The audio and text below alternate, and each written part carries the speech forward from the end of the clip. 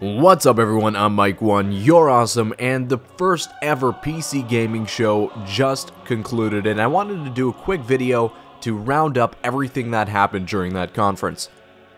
Personally, I thought it was a lot of fun to watch. I really enjoyed the developer interviews, and there was a few surprises along the way as well. So let's get right into it with the first showcase game, Killing Floor 2. Now, personally, I've never played the original Killing Floor game, but this is, of course, Killing Floor 2, which is currently out on Early Access on Steam. It is a zombie survival game with a round-based format. I like the inclusion of different boss battles while the rounds are happening. I feel like, personally, it'd be fun in co-op, but just playing by yourself with no one else talking, I'm not sure if it'll be the same kind of fun experience. They talked about mod support for the game. I believe they said they're going to be releasing 3 community-created maps into the game, which is really cool. They also talked about a incoming content pack, which is going to add some new stuff to the game, but I kind of find this interesting because the game is still in early access, and they're already talking about, upcoming content and stuff that they kind of separate between the actual game and this DLC content per se.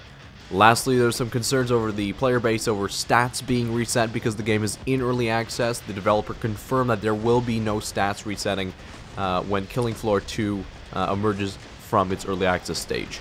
Next up, we have what is probably the biggest surprise coming out of this conference, and the game I'm actually most excited about as well. It's Rising Storm 2 Vietnam. It's a new game from Tripwire, which is the same guys that brought you the first Rising Storm, which was set in the Pacific, as well as Red Orchestra 2, which was set on the Eastern Front during the Second World War. It looks pretty awesome. I can't wait for another Vietnam first-person shooter. The graphics, honestly, in this trailer did not look that great. I'm hoping that's a kind of early build. They didn't implement the full textures yet, but I'm super excited for this game. This was an awesome trailer.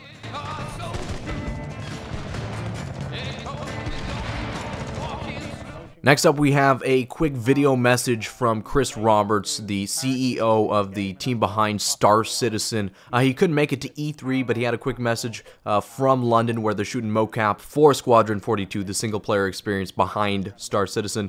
In his video, he touched on the grassroots funding of Star Citizen and also promised that he will be at E3 next year. Moving on, they had a PR guy basically come out from AMD showing off the new series of cards, which was dropped actually today from AMD. That's the R9 300 series, as well as actually a whole bunch of other cards that they just dropped. Later in the show, they had the CEO of AMD come out and speak briefly. They introduced a really cool, sleek, small-looking, powerful PC, which was really awesome, but looked very expensive. Next up, a dev was brought out that was working on the new game in the Deus Ex trilogy called Deus Ex Mankind Divided. Personally, I've never played the Deus Ex series, but the gameplay actually that they showed in the trailer looked really good. The game itself takes place 2 years after Human Revolution, the last game in the trilogy, where augmented people are stigmatized and repressed, unlike the last game. They also showed a in-engine demo of what is graphically capable in the game, and it looks really good as well. Lots of different artifacts and little objects to interact with. Next up, they played a cool anthology kind of a cutscene from several Total War games, which was awesome, but it ended with the announce of a new Total War game, Total War Warhammer. Not knowing much about Warhammer, and what I do know about it consists of, space combat and spacemen and stuff. But doing research, there's Warhammer and Warhammer 40k, and this is going to be Warhammer, which is just kind of medieval-style knights with swords fighting. So I picture a game that's similar to Rome Total War 2 and to Attila, but perhaps with more of a fantasy vibe, more mythical creatures and such, which could be interesting, a nice shake-up for the franchise. For fans of Warhammer, I think it's going to be a really awesome experience. For everybody else, it's a new Total War game. I'm not sure what the differentiating factor is in terms of gameplay is going to be from Attila and Rome Total War 2. The one new gameplay feature they did reveal is that it's going to have more narrative in the game, and that your generals that command your armies will be fighting inside your armies, although there was a feature like that already kind of implemented into the game. Next up, there was a kind of interesting guest. Phil Spencer, the head of Xbox division of Microsoft, showed up at the conference. Who was basically pimping out Windows 10 and the free upgrade from Windows 8 that's going to be offered in the first year of Windows 10's release. He also announced that Killer Instinct, the previously Xbox exclusive fighting game, is coming to PC. Another thing coming to PC is Fable Legends. I really like the main series Fable games, but this is a spin-off title. It's basically Evolve meets a tower defense in a free-to-play environment, which sounds pretty interesting as a mechanic, but I'm sure it plays more cartoony and kiddish per se than it sounds. It's free to play, so anybody can try it. Not really that interested though. Next up, we have another game that was shown at the Xbox press conference called Gigantic. It's 5v5 PvP. Players fight over a guardian. If you ever played or heard of a game called Minimum, it's basically the main game mode from that game copied over to this new one. Doesn't really interest me, but if you want to get involved, there's a closed beta happening in August and an open beta later this year for PC. Next up, we had the CEO of Coalition Games come out and announce that the Gears of War Ultimate Edition, basically the remake of the first Gears of War game, is coming to PC. He pitched it as being remastered from the ground up with 17 multiplayer maps at launch. So if you're one of those players that transferred from a console to a PC in the last, 7 years, and want to relive that nostalgic feeling of playing Gears of War for the first time, this is the game that's supposed to offer that. Next up, from the developers of the really popular Euro Truck Simulator, came the announcement of their next game, aptly titled American Truck Simulator. Next up, we had a PR guy from CCP Games, the creator of EVE Online, come out and talk about EVE Valkyrie, their new first-person space combat simulator that he quoted as being built from the ground up for VR.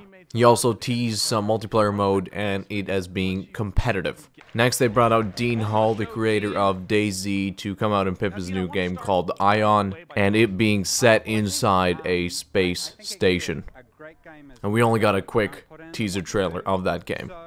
Next up, there's the announcement that Pillars of Eternity, the crowd-funded kind of classic-style RPG, will be receiving a expansion pack. For those that like this game, more content should be awesome. Obsidian, the creators of Pillars of Eternity, is teaming up with Paradox Interactive as a publisher. The creators of the popular space combat game Elite Dangerous also announced a new game. This was kind of a surprise announcement, and the genre is even more surprising. It is a roller coaster simulator. Next up was the announcement of a new Guild Wars 2 expansion pack called Heart of Thorns. It's basically a base building feature for that game, and it was also announced that the game is available for pre-purchase today. Next up came the devs of Hitman to show off the next game in that trilogy. They touted the game as having environments that were 7 to 8 times bigger than any environments in the past games. They also announced what they called a digital release on December 8th, and they made it sound like it's more of an early access style of release rather than the release of the completed game. Next up, we had the guys from the ARMA 3 development team come out to announce the very first ARMA 3 expansion pack and to show off the new terrain feature in that game called Tanoa. The graphics in this trailer looks a lot different, more colorful than the ARMA I know. I love the lore of the island too, having it be a World War II battleground. You can see a Jap Zero in the tree sometime in the trailer there. The vivid color and the jungle environments are definitely going to bring something fresh to ARMA 3. I can't wait till it comes out sometime in 2016.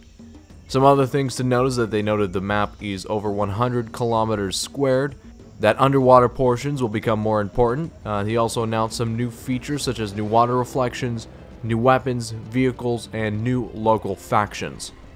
Next, there was a new game announcement from the dev studio that brought you the Amnesia series. That game is called Soma. It's set deep under the sea and it features another scary chasey monster thingy using the same formula that seems to work from the other Amnesia games. Next up, a dev from DayZ came out onto the stage. I can't believe it's been a year and a half since DayZ was launched in early access. The dev was stated as saying that the game passed 3 million copies in sales earlier this year. He also teased a new feature pack that's going to be coming with new vehicles, and also stated that later this year the game should move into complete beta. He also announced for the first time that DayZ would have a single-player function. Finally, he said that Bohemia Interactive would be releasing the DayZ server hosting software when the game hits beta. Next up, there's a showcase of another game that first emerged as an ARMA mod called Take on Mars. The trailer teased some base building mechanics, it advocated itself as being multiplayer survival game, it showed some of the destruction mechanics in the game, and ended with saying that there's going to be a beta coming this summer. Next, the creator of Gears of War, Cliff Bleszinski, came out of the stage, advocating his new studio and his new game under the working title Project Blue Streak. We know that it's going to be a 5 versus 5 first-person shooter, but we don't know much else. Next up, Blizzard came out announcing that the newly released Heroes of the Storm would get an expansion pack called Eternal Conflict to be released June the 30th. With the next StarCraft 2 expansion called Legacy of the Void on the horizon, they announced something quite interesting. They announced that they would be releasing a free mission pack, which would feature 3 missions that would tie the story from the end of Heart of the Swarm to Legacy of the Void. Furthermore, they announced that those missions would be free, even to people that don't own StarCraft 2. And finally, we ended on No Man's Sky, a game that a lot of people are excited about, and the main dev came out and announced that the game would in fact be coming to PC. He went a little bit further and announced that the PC and PS4 version would be releasing simultaneously. Well, that marks the end of the first ever PC game showcase at E3.